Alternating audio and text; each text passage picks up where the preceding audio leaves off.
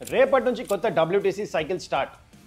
Young Indian team 5 test match series against ఇంగ్లాండ్లో ఆడబోతున్నారు.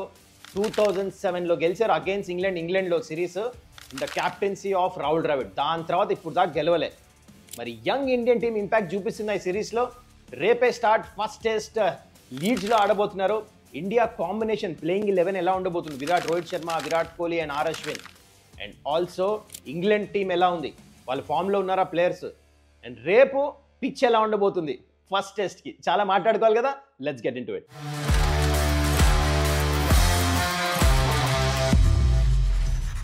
నమస్కారం, welcome to Suman's dugout. ఎలా ఉన్నారు అందరూ? I hope you doing well. చిన్న బ్రేక్ అయితే వచ్చింది ఐపీఎల్ తర్వాత, ఇదే ఫస్ట్ వీడియో. దానికి కారణం ఏంటంటే I went for a holiday because IPL was very hectic. 2 months of non stop cricket. అందుకని ఒక చిన్న బ్రేక్ అయితే కంపల్సరీ అవసరం ఉంటుంది. అందుకనే ఫ్యామిలీ ఇంకా ఫ్రెండ్స్తో ఒక చిన్న హాలిడే వెళ్ళేసి వచ్చి అందుకనే బ్రేక్ వచ్చింది. కానీ ఇక్కడ నుంచి రెగ్యులర్ వీడియోస్ రాబోతున్నాయి. 5 టెస్ట్ మ్యాచెస్, అమేజింగ్ సిరీస్ ఉండబోతుంది. ఇంగ్లాండ్ సిరీస్ అసలు టెస్ట్ మ్యాచ్లు అంటే ఇంగ్లాండ్లో మజా వస్తుంది. సో ప్రతిరోజు మీ గురించి 8 AM కల్లా ఈ టెస్ట్ మ్యాచెస్ గురించి వీడియోస్ రాబోతున్నాయి మీ ముందు. మరి అన్ని వీడియోస్ మీ దాకా చేరాలంటే మీరు ఏం చేయాలి? ఆ సబ్స్క్రైబ్ బటన్ నొక్కేసేయాలి కదా. Especially if you're a new viewer to this channel, algorithm push చేసి వీడియో మీ దాకా రావాలంటే కంపల్సరీ ఆ బటన్ నొక్కాల్సిందే, సబ్స్క్రైబ్ బటన్. ఇంకెందుకు ఆలస్యం, నొక్కేసేయండి. చలో let's get in to the video. And also మీరేం చేశారు ఐపీఎల్ తర్వాత కింద కమెంట్ చేయండి. I will have a look at it. చలో let's get in to the video. First మనం యాజ్ ఆల్వేస్ పిచ్ గురించి మాట్లాడదాం. ఎందుకంటే పిచ్ బట్టే కదా ప్లేయింగ్ 11 దాని చుట్టూ స్ట్రాటజీస్ కూడా ఫామ్ అయ్యేది. So coming to the pitch, ఈ పిచ్ ఏదైతే క్యూరియేట్ చేశారో ఇంగ్లాండ్లో హెడింగ్లీ క్రికెట్ గ్రౌండ్లో లీడ్స్లో, తన మాటల్లోనైనా యావరేజ్ స్కోర్ వచ్చేసి ఇక్కడ క్లోజ్ టు 300 ఉండొచ్చండి. యాక్చువల్లీ 300 ఎక్కువే. దానికి కారణం ఏంటంటే తనే ఏమన్నా అంటే క్యూరేటరు చాలా హీట్ ఉండబోతుందంటే ఇంగ్లాండ్లో ఈ టెస్ట్ మ్యాచ్ ఎప్పుడైతే అవుతుంది కదా, క్లోజ్ టు 30 degrees టచ్ అవ్వచ్చు అనమాట. దానివల్ల ఏమవుతుంది, అయితే పిచ్లో మాయిశ్చర్ లెవెల్స్ ఉంటాయో అది త్వరగా గుంజేస్తుంది హీట్. దాంతో పిచ్ డ్రై అయిపోతుంది. బ్యాటింగ్ పిచ్ కింద తర్వాత మారచ్చంట. అందుకని టాస్ గెలిస్తే డౌటే లేదు, క్యాప్టెన్స్ బౌలింగే ఎంచుకుంటారు. ఎందుకంటే ఆల్మోస్ట్ 8 mm గ్రాస్ వదలబోతున్నాడు. సో గ్రాస్ బాగుంటుంది. ఎందుకు? ఆ మాయిశ్చర్ లెవెల్స్ మెయింటైన్ చేస్తాను, క్యూరేటరీ అన్నాడు తన మాటలో. So win the toss, field first. And ఇక్కడ ఫాస్ట్ బౌలర్స్ 80% వికెట్స్ తీస్తారు ఎక్కువ, స్పిన్నర్స్ ఓన్లీ 20% వికెట్స్ ఉన్నాయి. ఒక్క టెస్ట్ మ్యాచ్లో అగేన్స్ట్ న్యూజిలాండ్, అంటే ఇంగ్లాండ్ ఇంకా న్యూజిలాండ్ ఆడుతున్నప్పుడు జాక్ లీచ్ అనే స్పిన్నర్ 10 వికెట్లు తీసుకున్నాడు. అది మినాయిస్తే ఈ గ్రౌండ్లో స్పిన్నర్స్ వికెట్స్ తీసుకుందే లేదు. అందరు ఫాస్ట్ బౌలర్సే వికెట్స్ తీసుకుంటారు. బాల్ బాగా మూవ్ అవుతుంది, గాల్లో కూడా మూవ్ అవుతుంది. ఇంగ్లాండ్ ఎలా ఉంటుందంటే పైన క్లౌడ్ వచ్చింది అనుకోండి, బాల్ స్వింగ్ అవుతుంది. ఎండ్ వస్తే ఫ్లాట్ వికెట్. దాని ప్రకారం లెన్స్ కూడా చేంజ్ చేయాల్సి వస్తుంది. అండ్ యావరేజ్ స్కోర్ మీకు చెప్పా, టాస్ గెలిస్తే second batting no brainer. And it's going to be very testing. Toss becomes a very important factor. ఎందుకంటే ఇనీషియలీ బ్యాటింగ్ అంత ఈజీ ఉండదు. బాల్ బాగా స్వింగ్ అవుతుంది, గ్రాస్ కూడా ఉంది కాబట్టి చూద్దాం మరి ఈ టెస్ట్ మ్యాచ్లో టాస్ ఎవరు గెలిచి it's going to be very very important. ఆ అడ్వాంటేజ్ ఎవరు తీసుకుంటారు. So that's about the venue. First మనం ఇండియన్ టీమ్ ప్లేయింగ్ 11 గురించి డిస్కస్ చేద్దాము. మర్చిపోద్దు, India is without Virat Kohli, Rohit Sharma and R Ashwin.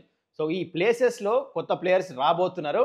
అయితే ఈ ప్లేయింగ్ 11 గురించి ఎక్స్ ప్లేయర్స్ చాలా మంది సోషల్ మీడియాలో వాళ్ళ ప్లేయింగ్ 11s పెట్టారు. అట్లానే I'm telling you my playing 11. Indian team ఏం చేస్తుందో చాలా కష్టం ప్రెడిక్ట్ చేస్తాం. ఎందుకంటే అండర్ గంభీర్ ఏదైనా అవ్వచ్చు. బార్డర్ గవాస్కర్ ట్రోఫీలో చూసాం ప్లేయింగ్ 11లో ఎవరైనా వచ్చేస్తారు, ఎవరైనా వెళ్ళిపోతారు. 18 మంది స్క్వాడ్ ఉంది. ఇన్ఫాక్ట్ 18 కూడా కాదు, 19. మీకు తెలుసా ఇంకొక ప్లేయర్ని కూడా యాడ్ చేశారు స్క్వాడ్లో. హర్షిత్ రాణా ఈ స్టేయింగ్ బ్యాక్. ఆ ఇండియా ఏ మ్యాచ్ ఆడిన తర్వాత తనని ఉండమని చెప్పారంట. ఎందుకంటే కొంతమంది బౌలర్స్కి నిగిల్స్ ఉన్నాయంట. అందుకనే Harshit Rana is back in to the test squad. So 19 మంది ఉన్నారు. ఓ ఎంతమంది అనుకుంటున్నారు? 8 మంది బ్యాటర్స్, 7 మంది bowlers and if I'm 3 or 4 allrounders ఉన్నారు.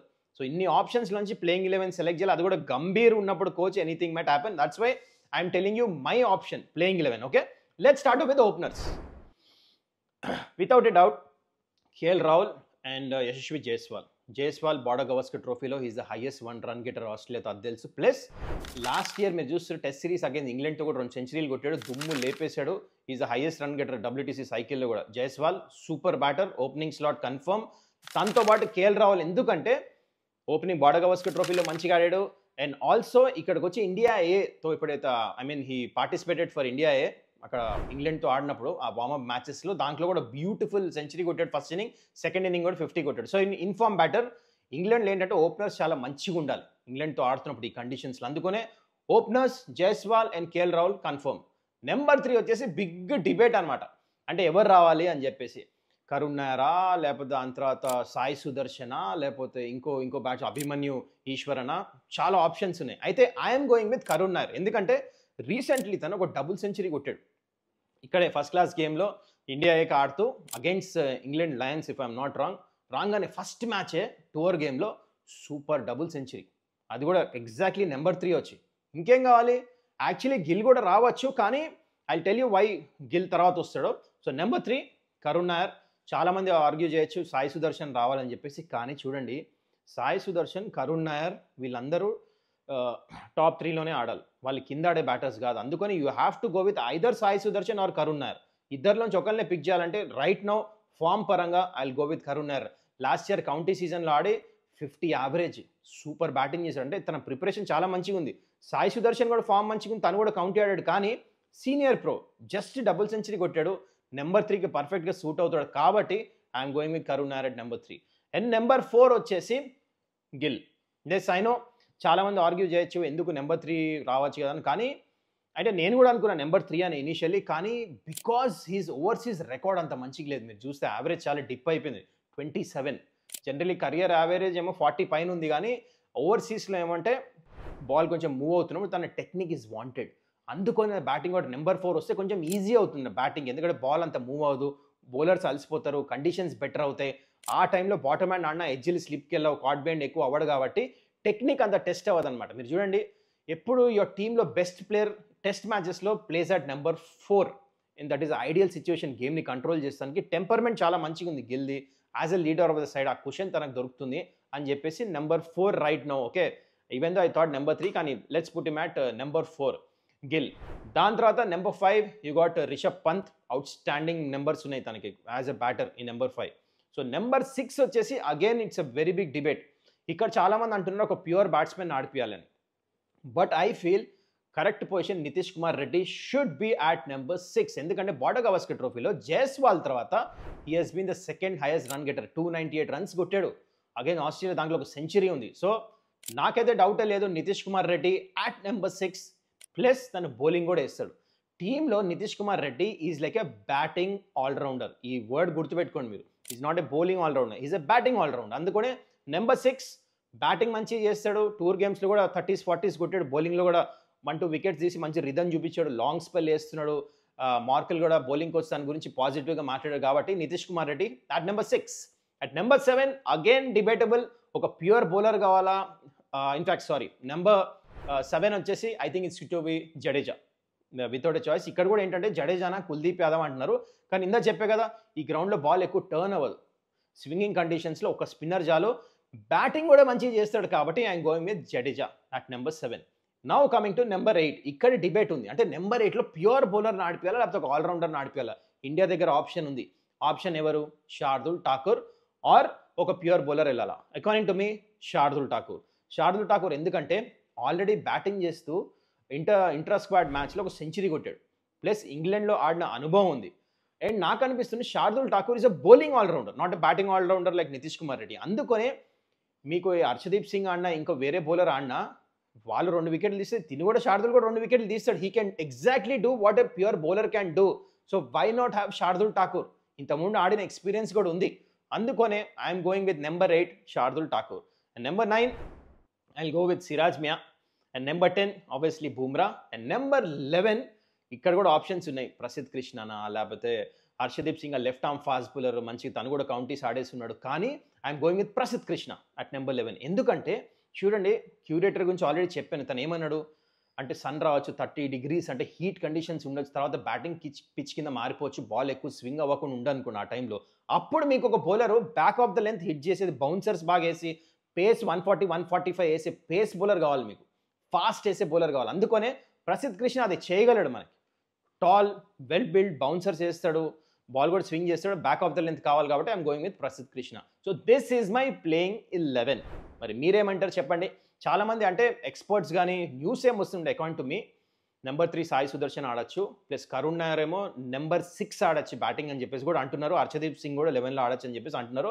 This is the news going around. Indian team ఇది చేస్తుంది అంటే నెట్స్లో అయితే బ్యాటింగ్ చేస్తున్నారు కదా అని చెప్పేసి అది చూసుకుంటే ఇట్లా ఉండొచ్చు అని చెప్పేసి అంటున్నారు. కానీ again it's all the news in the air అనమాట. నెవర్ నో, ఇందాక చెప్పినట్టు గంభీర్ ఉన్నప్పుడు ఏమైనా జరగచ్చు. సో అకార్డింగ్ టు మీ ఇది నా ప్లేయింగ్ 11. మరి మీరేమంటారు కింద కమెంట్ చేయండి, మీ ప్లేయింగ్ 11 ఏంటి? I look at each and every comment. Now let's talk about England's playing 11. And coming to England playing 11, వీళ్ళ ఓపెనర్స్ చాలా స్ట్రాంగ్.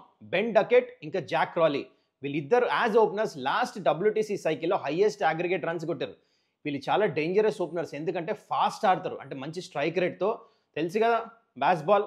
సో ఓపెనింగ్ నుంచి స్టార్ట్ అవుతుంది అనమాట. So 2 strong openers. నెంబర్ 3 వచ్చేసి ఆలీ పోపా, లేకపోతే దే హ్యావ్ జేకబ్ బెథెల్. ఇద్దరు options ఉన్నాయి వీళ్ళే, కానీ ఆలీ పోప్ వైపు వెళ్ళొచ్చు, ఎందుకంటే last test series against England వీళ్ళు ఎవరితో ఆడారంటే జింబాబ్వేతో ఆడినప్పుడు మంచి రన్స్ కొట్టాడు అనమాట ఆలీ పోప్. అందుకని నెంబర్ 3 ఆలీ పోప్ వస్తాడు వీళ్ళకి. నెంబర్ 4 వచ్చేసి జో రూట్, అవుట్ స్టాండింగ్ ఫామ్లో ఉన్నాడు. దాని తర్వాత హ్యారీ బ్రూక్, తిని కూడా టెస్ట్ మ్యాచెస్లో మంచి ఫామ్ చూపిస్తున్నాడు. Then comes the captain Ben Stokes, then comes Jamie Smith, wicket keeper batter. దాని తర్వాత క్రిస్ వోగ్స్, మంచి ఫాస్ట్ బౌలర్, బ్యాటింగ్ కూడా చేస్తాడు తిను. అండ్ బ్రైడెన్ కార్స్, తిని కూడా ఆల్రౌండర్, మంచి bowler who can bat. And దాని తర్వాత జెమీ ఓవర్టన్ లేకపోతే జాష్ టంగ్, వీళ్ళిద్దరిలోంచి ఎవరైనా ఆడొచ్చు.